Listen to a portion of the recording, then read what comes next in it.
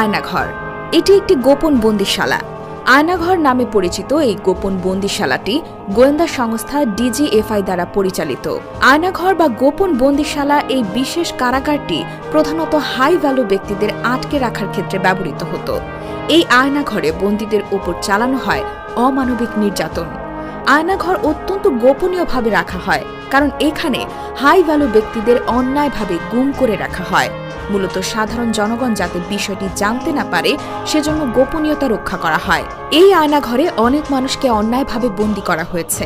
আয়নাঘর থেকে ফিরে আসা নাম প্রকাশে অনিচ্ছুক একজন ব্যক্তি বলেন, আমাকে গুম করে রাখা হয় জয়েন্ট ইন্টারোগেশন সেলে।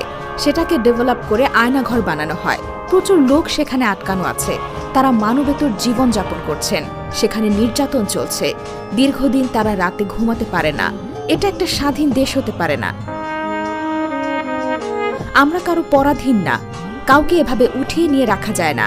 আজ 6ই আগস্ট জামাতে ইসলামীর সাবেক আমির প্রয়াত গোলাম আজমের মেজ ছেলে সাবেক সেনাবাহিনী ব্রিগেডিয়ার জেনারেল আবদুল্লাহিল আমান আজিম ও ফাঁসির দণ্ডপ্রাপ্ত জামায়াতে ইসলামী নেতা মীর কাশেম আলীর ছোট ছেলে মেয়র আহমদ বিন কাশেম আয়নাঘর থেকে মুক্তি পেয়েছেন। 2016 সালের 9 আগস্ট ব্যারিস্টার আহমেদ বিন কাশেম আরমানকে বাসা থেকে ধরে নিয়ে যায় আইনশৃঙ্খলা রক্ষাকারী বাহিনীর সদস্যরা। এরপর আনুষ্ঠানিকভাবে তার আর কোনো হদিশ পাওয়া যায়নি। তারা আয়নাঘর থেকে বের হয়ে জানায়, ডিজিএফআই এর আয়নাঘরে অনেক মানুষকে অন্যায়ভাবে বন্দী করা হয়েছে। বন্দীদের ছাড়িয়ে নিতে আমরা অবস্থান নিয়েছি। তাদের অক্ষত অবস্থায়